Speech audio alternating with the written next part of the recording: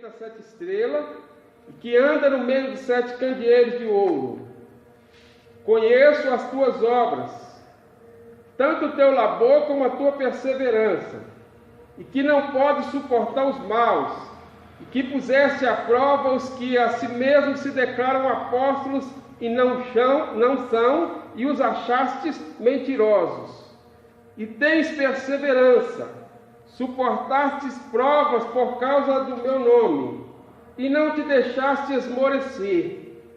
Tenho, porém, contra ti que abandonaste o teu primeiro amor. Lembra-te, pois, de onde caíste. Arrepende-te e volta à prática das primeiras obras. E se não, venho a ti e moverei do seu lugar o teu candeeiro, caso não te arrependa. Tens, contudo, a teu favor, que odeia as obras dos nicolaítas, as quais eu também odeio. Quem tem ouvidos, ouça o que o Espírito diz às igrejas. Ao vencedor dar-lhe-ei que se alimente da árvore da vida, que se encontra no meio do paraíso de Deus. Amém? Amém. Irmãos,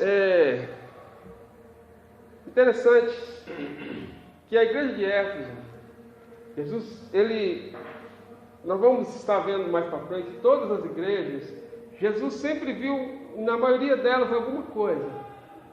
Seja desvio doutrinário, seja pecados, seja heresias, falsos mestres. Jesus sempre repreendeu cada igreja por muita coisa, por se desviar da verdade, por dar ouvidos a ensinos enganosos. Mas a igreja de Éfeso, Jesus tece demasiados elogios àquela igreja. Diz assim: olha, eu conheço a tua perseverança, eu conheço o teu trabalho, o teu labor.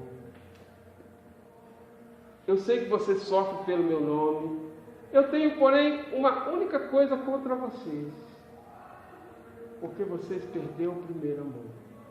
Jesus não censura aquela igreja por suportar falsos mestres, muito pelo contrário. Jesus aplaude aquela igreja, dizendo para elas assim: olha, vocês, eu tenho uma coisa interessante, porque vocês provou os falsos apóstolos, aqueles que se dizem apóstolos e não são, e os achaste mentirosos. Aquela igreja era uma igreja zelosa pela doutrina. Ela não comia qualquer coisa que se colocava para ela. Aquela igreja, quando alguém chegava falando que era apóstolo, ela fazia a prova. E quando era falso mestre, falso ensino, ela rejeitava. Era uma igreja ortodoxa, era uma igreja zelosa, era uma igreja que tinha muito trabalho, era uma igreja perseverante, só que havia perdido o primeiro amor. Tinha trabalho, acredito que era uma igreja ativa, mas aí a gente pode observar que ela era uma igreja apologética. Hoje a gente tem uma dificuldade muito grande quanto a isso, né? Se você falar dos falsos ensinos, alguém já logo fala assim: vocês não podem ficar criticando um falso ensino, né? Não julgueis, e que não sei o quê. Mas a igreja de Éfeso não fazia isso. Ela julgava o falso ensino, ela era zelosa pela doutrina, ela era zelosa pelo ensino, só que ela havia perdido o primeiro amor. E aí, antes da gente entrar nisso aqui, eu queria falar um pouquinho da história dessa igreja. Só que antes da gente falar um pouquinho da história dessa igreja, eu queria saber o que é o primeiro amor que essa igreja havia perdido. Quem tem um conceito? Eu penso que era uma devoção pessoal com Cristo. Apesar dos labores, como foi descrito aí, todo o trabalho, mas acho que faltava. Era ativismo e menos comunhão pessoal com Cristo, talvez. A maioria. Esse é Essa é a visão predominante, da qual a maioria dos teólogos concorda, de que ela havia perdido aquele ardor, aquele fervor, aquela comunhão com Cristo. O amor por Cristo. Mas alguém tem um outro conceito? Eles zelavam, eles eram religiosos. Eles zelavam da aparência da igreja, mas não tinha questão de não tinha diferença.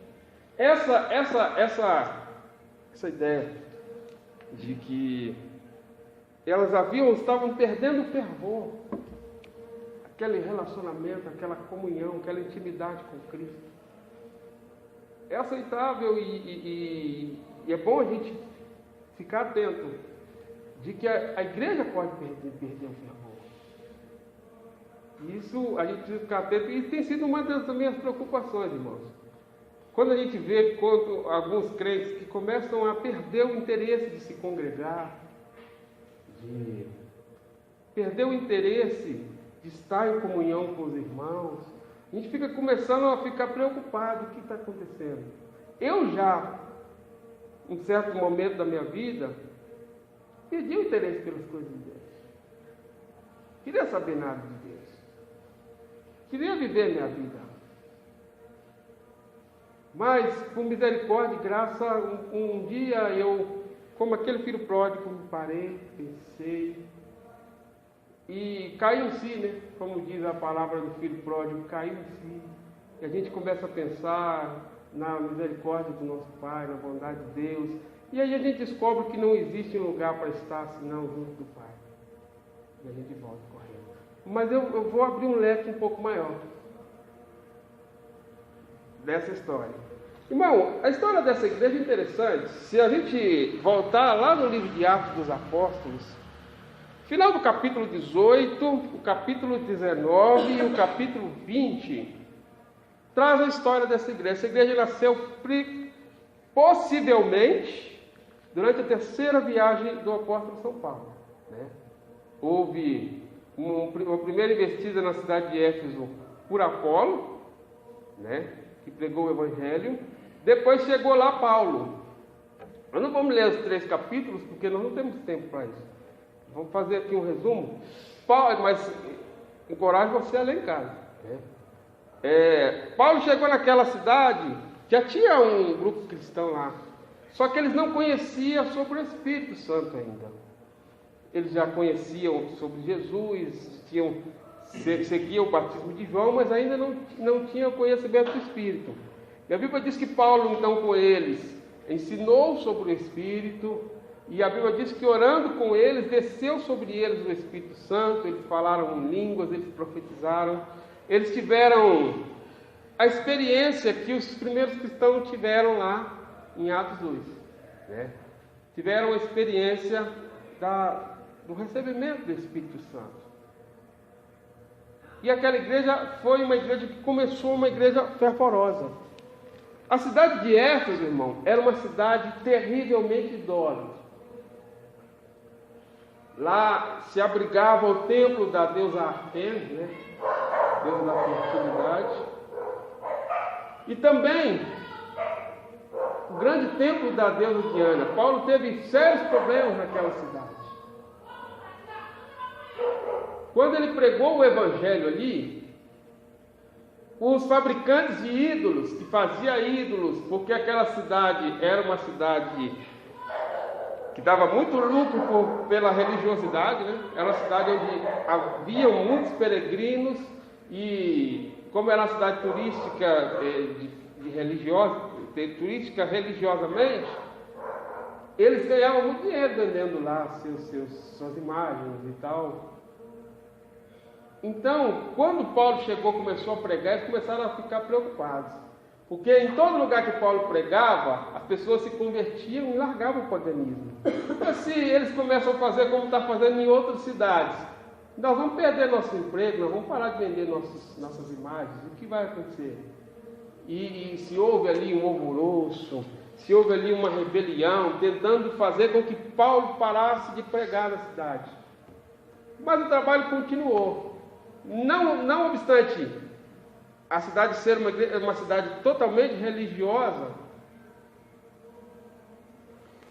eles gritavam ali: grande é a Diana dos Efésios, porque lá tinha o templo da grande deusa Diana, uma forma de afrontar a pregação do Evangelho.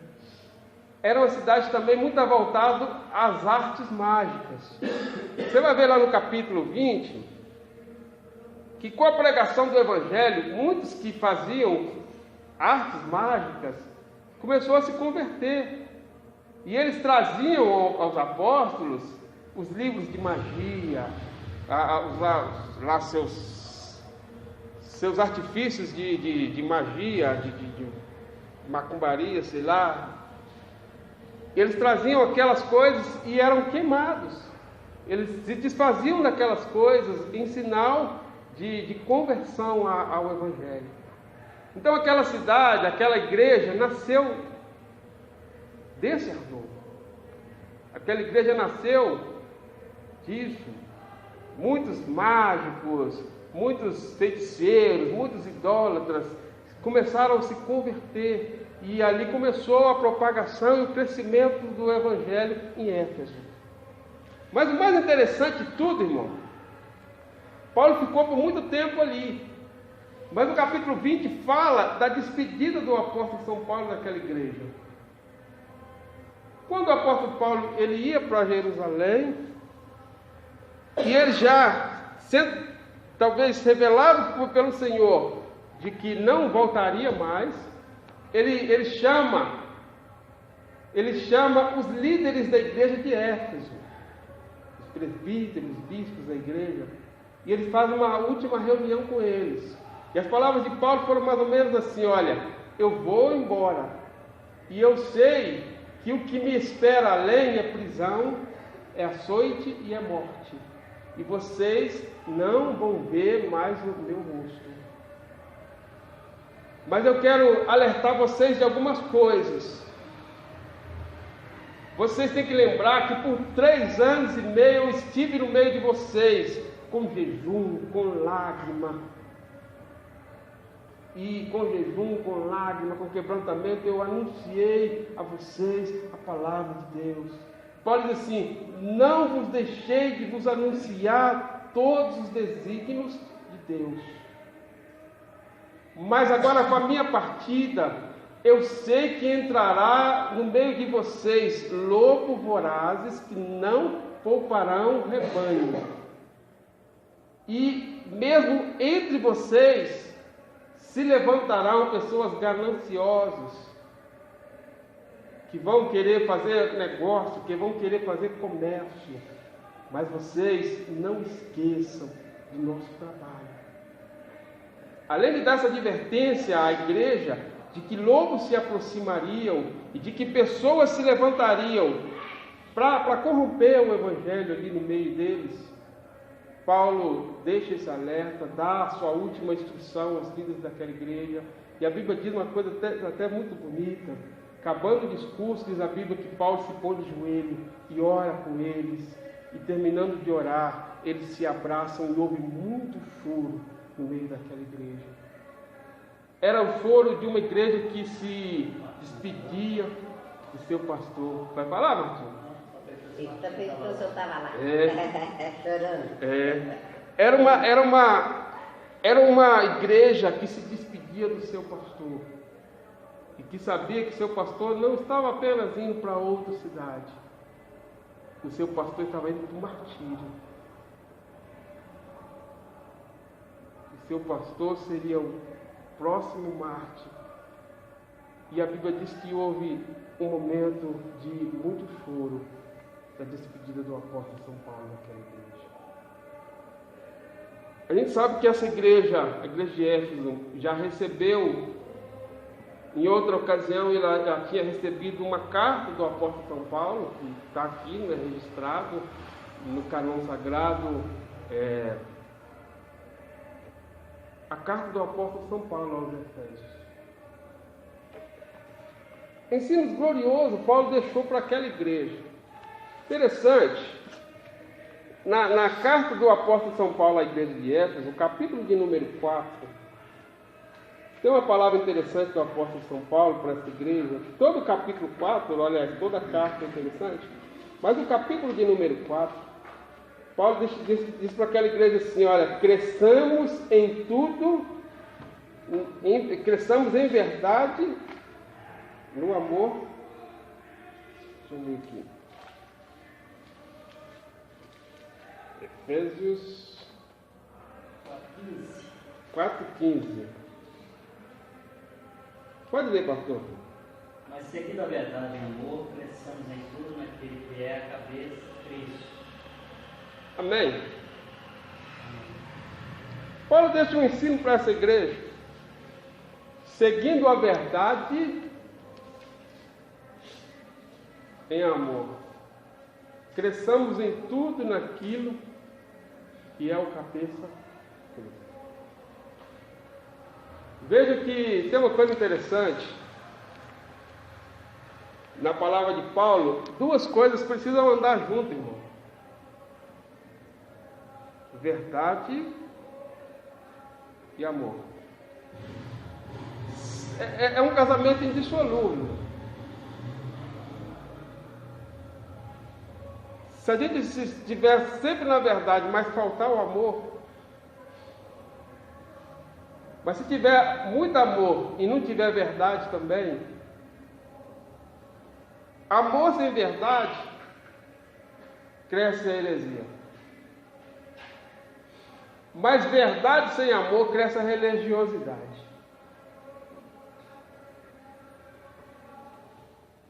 O que é então o primeiro amor? Por que essa igreja perdeu o primeiro amor? O que seria o primeiro amor que a igreja de Éfeso perdeu? Tem um outro pensamento, mas além de que talvez ele estava perdendo aquele ardor por Cristo, esse amor aqui seja o amor fraternal entre eles. Uma igreja pode ser uma igreja que tem muito trabalho,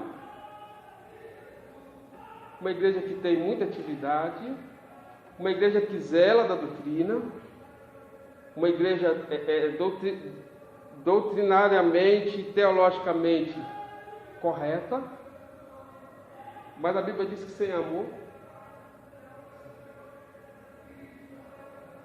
nós nada somos. Interessante o capítulo 13, né, do 1 Coríntios, quando Paulo fala do amor, né?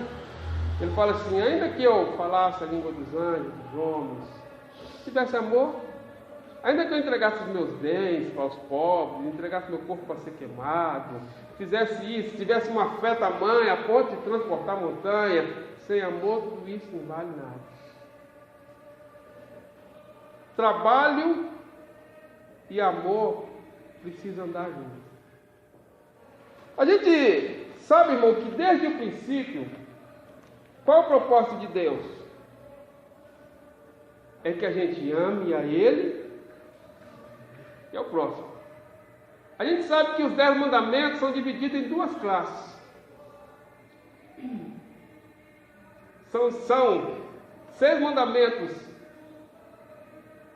4 mandamentos do homem para com Deus, 6 mandamentos do homem para com Deus e 4 mandamentos do homem para com o homem. E Jesus, quando ele fala disso aí, a Bíblia quando fala que o resumo de toda a lei é o quê?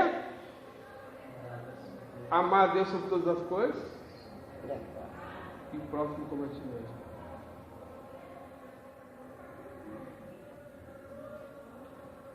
Então, queridos, todo mundo que diz assim, eu amo a Deus, e deixa de amar o seu próximo, ele está equivocado. Religião, doutrinas, regras, padrão, sem amor é religiosidade. Qual foi a das maiores, os grandes ensinos de Jesus e os grandes confrontos de Jesus com os religiosos? Era a respeito de quem? Jesus falava coisas assim: hipócritas, porque vocês se gabam de dar o dízimo do endro, cominho, disso e daquilo, mas esquece o principal: o amor, a justiça, a misericórdia. Quem lembra da parábola de Jesus, o bom samaritano? Por que Jesus cita ali um sacerdote e cita ali um levita? Eram religiosos, líderes religiosos, mas e na hora do mandamento de amar o próximo como a si mesmo? Fizeram? A vida cristã, irmão, consiste em duas coisas, isso aí para a gente pensar: viver em Cristo pela fé e pelo próximo em amor. Essas duas coisas não podem se separar.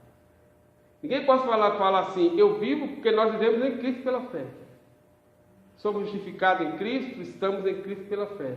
Mas em contrapartida, a vida cristã consiste em viver pelo próximo em amor. A mutualidade, irmão, quantas vezes está escrito na Bíblia: uns aos outros, uns aos outros, uns aos outros. Pode haver uma igreja ética, moralmente, doutrinariamente. Pode haver uma igreja ativa, mas que não tem amor? Pode. Só que aí um detalhe: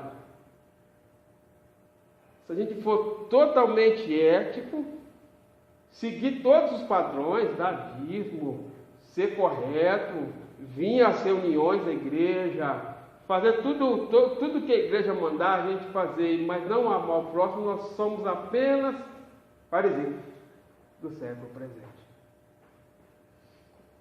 E há uma parcela de bons teólogos, de pessoas de boa teologia, isso é bom dizer, que existe boa e má teologia, que acredita que talvez o grande problema da igreja de Éfeso foi que perdeu o amor fraterno entre eles. Não obstante estarem fazendo a obra, não obstante serem corretos na sua ética, na sua doutrina, eles haviam se esfriado no amor entre eles.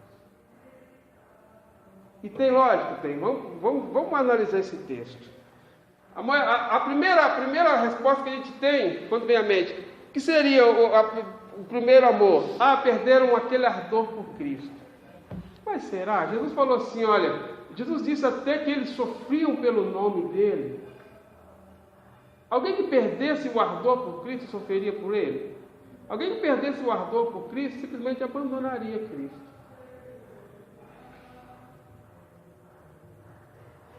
Talvez o problema da igreja de Éfeso estivesse no relacionamento interpessoal, que é fundamental para toda igreja saudável. Acredito que não estou falando nenhuma heresia, eu acho que é um leque que a gente precisa pensar e refletir. Porque corre o risco de a gente ser uma igreja ética, uma igreja doutrinada, uma igreja ativa, mas perder o amor. Sabe quando a gente sai, vem para a igreja, toda terça, toda quinta, domingo, 9 da manhã, 19h30 da noite. Jesus está olhando lá de cima e falou, muito bem, gosto do seu trabalho. Você contribui com o seu dízimo para a manutenção da igreja, né, para que a igreja possa expandir o crescimento, possa estar de portas abertas e expandir o Evangelho no local onde ela está plantada, muito bem. Quando você contribui por missão, para que os missionários possam alcançar os povos não alcançados, Jesus se agrada. Mas às vezes ele está olhando lá de cima e fala assim, mas meu filho, tem uma coisa contra ti. Teu irmão, teu vizinho aqui do lado está passando fome, teu celeiro está farto, você não tem coragem de estender a mão. É exatamente isso que Jesus está fazendo com esta igreja. Olha, eu sei que vocês está fazendo tudo certinho, está bacana, e eu gosto disso. Tem perseverança, não suporta os maus ensinos, tem zelo pelo ensino, pela doutrina, sofre pelo meu nome. Eu estou gostando de tudo isso, só que tem uma coisa que não me agrada. Quando você ignora o teu próximo.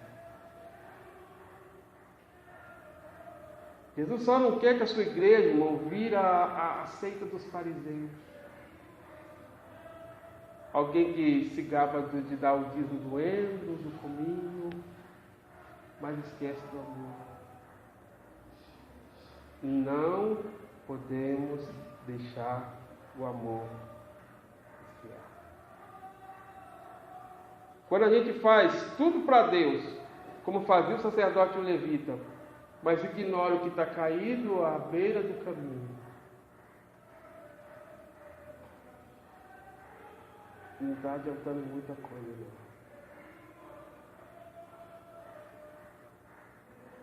E dessa igreja eu queria que a gente tirasse essa lição.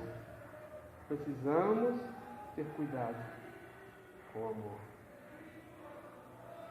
O apóstolo São Paulo diz que agora permanecem 3 coisas. São 3 pilares que existem na vida cristã: a fé, a esperança e o amor. A vida cristã, irmão, é um pilar de 3 pernas. É um tripé. A fé, a esperança e o amor. Se faltar qualquer um desses, irmão, vai mancar.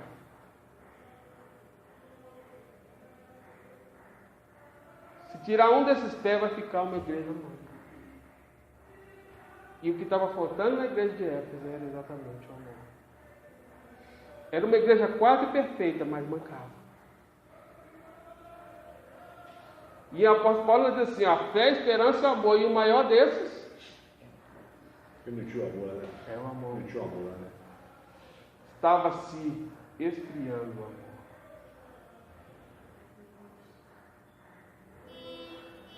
Eu, particularmente, já preguei muitas vezes nesse texto. Inclusive, há pouco tempo, eu preguei a 7 igrejas, né? Eu fiz um seminário, cada dia a gente falou de uma igreja lá na igreja de Porto Adelino. E eu falei das 7 igrejas. Só que a gente aprende todo dia. E eu acho que é isso que é interessante da palavra de Deus. Porque a Bíblia diz que ela se renova, né? E diz que o termo mais próximo do original é se torna nova. Todos os dias. Porque a palavra de Deus não é velha. Ela é atual todos os dias. Hoje, estudando a palavra de Deus, para trazer aqui, me abre esse leque. De que talvez não seja somente o ardor por Cristo, mas o amor fraterno. Eu acho que vale a pena pensar nisso.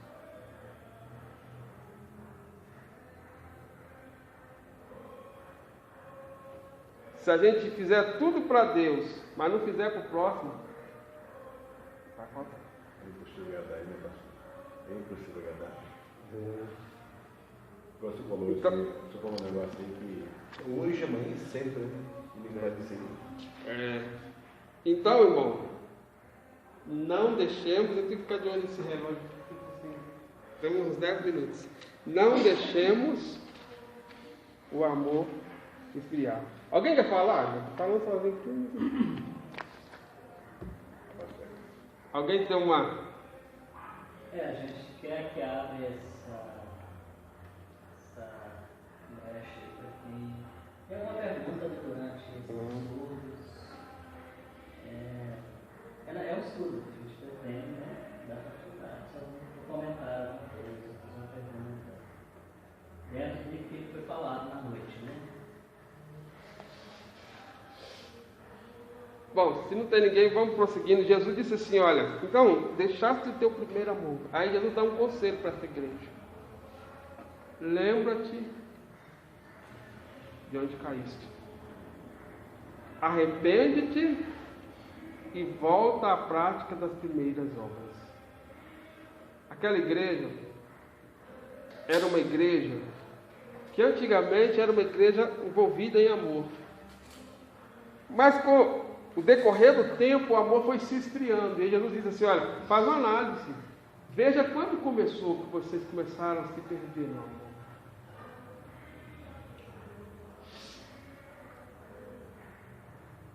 E a gente precisa de tomar muito cuidado com isso. E Jesus manda ele lá voltar, arrepender, voltar à prática das primeiras obras. Talvez se perdeu até mesmo.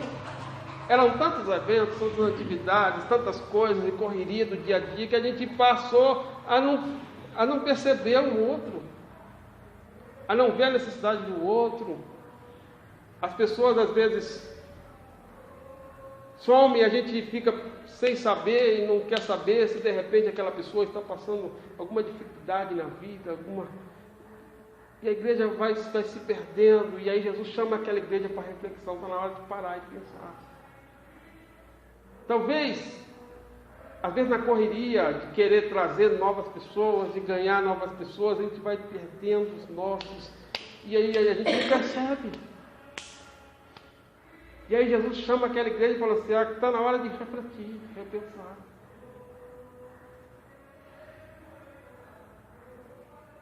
E ainda tem tempo de voltar a ser como era. O grande problema nessa carta, dessa igreja, a única censura de Jesus a essa igreja foi a falta do amor. E a nossa oração, queridos, que eu quero que façamos hoje, é essa: Senhor, que não se apague em nós o amor. Porque tudo o que fizermos, se não guiado pelo amor, não tem valor nenhum. A vida cristã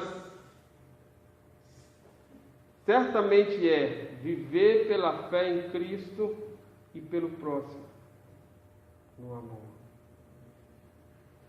Não adianta nada você ter fé, não adianta nada você ter tudo, fazer tudo para Deus, se você não viver com o próximo. O que a gente vê, irmão, hoje é triste. As pessoas vêm, cantam bonito para Deus, fazem tudo bonito para Deus, mas é incapaz de dar uma paz do Senhor e um abraço no irmão e uma feliz semana depois do culto. Porque os santos não batem muito bem. E aí, irmão, Jesus está olhando lá do céu, está dizendo assim, está bacana o que você está fazendo, mas tem um porém contra ti.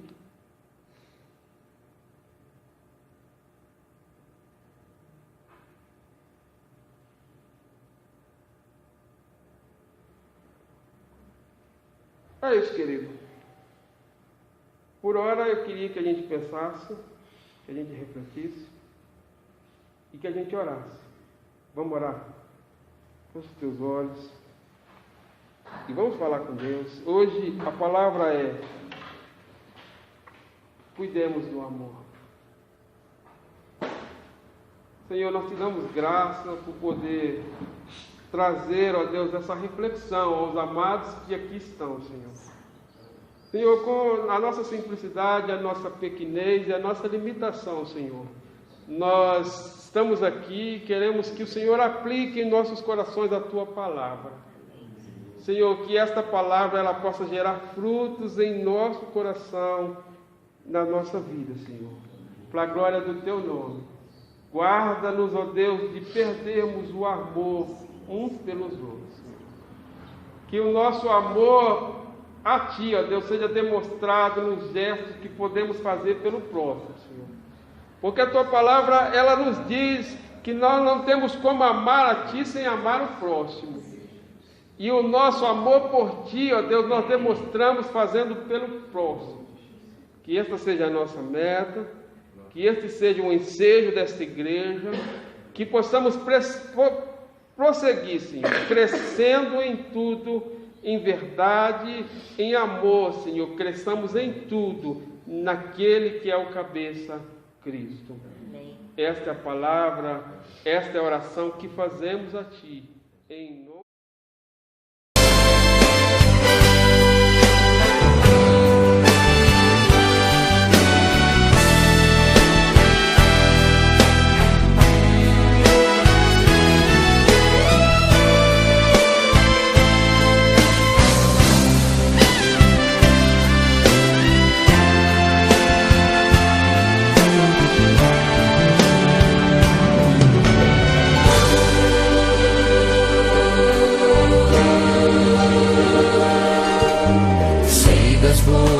Obras que há em ti, teu trabalho muito me alegra. Sei que és paciente, que não